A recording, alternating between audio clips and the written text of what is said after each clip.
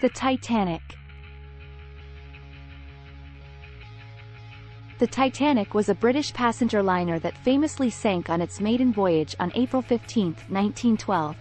It was one of the most luxurious and technologically advanced ships of its time. The tragic event resulted in the loss of more than 1,500 lives and is considered one of the deadliest maritime disasters in history. Here are some key facts about the Titanic. Construction and specifications. The Titanic was built in Belfast, Northern Ireland, by the shipbuilding company Harland & Wolff.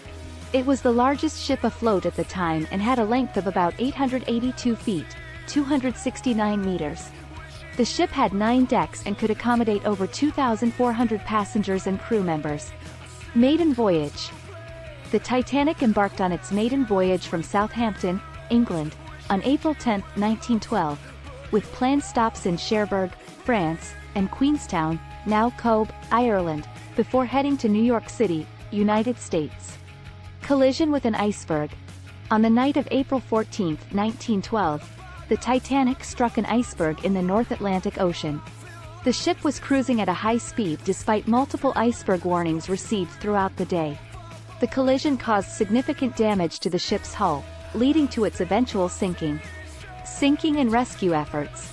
As the ship started to sink, lifeboats were deployed, but there were not enough for all the passengers and crew on board.